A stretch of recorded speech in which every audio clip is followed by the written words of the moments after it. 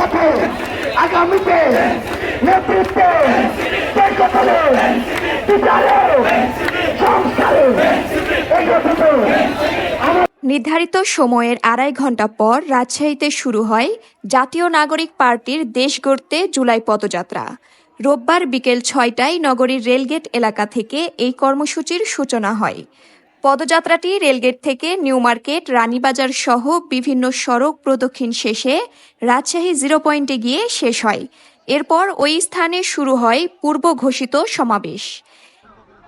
জুলাইয়ের ১ বছর হয়ে গিয়েছে, নতুন জুলাই এসেছে, আমাদের আশা আকাঙ্ক্ষা পূরণ হয়নি। মনের ভিতরে সবারও এখনো আফসোস কাজ করে। ৫ই আগস্টে এই দেশকে নিয়ে যে স্বপ্নগুলো দেখেছিলাম সেগুলো এখনো পূরণ হয়নি। বাংলাদেশ 2.0, আপনাদের সন্তানদের গ্রাফিটি এখনো আছে। স্বাধীনতা এনেছি, সংস্কারও আনবো।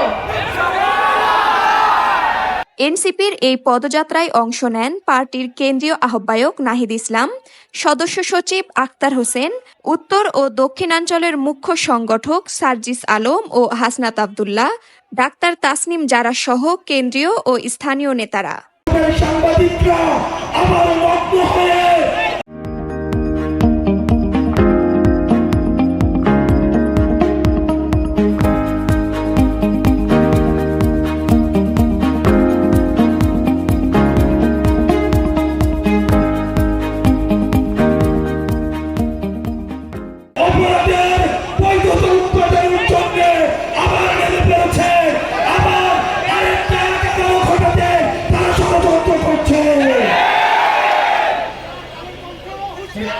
রাষ্ট্রের এজেন্সিরা যারা রয়েছেন, বাংলাদেশের যারা গোয়েন্দা সংস্থা আছেন, তারা জানে না বিদেশে বাংলাদেশের বিরুদ্ধে কি ষড়যন্ত্র হয়।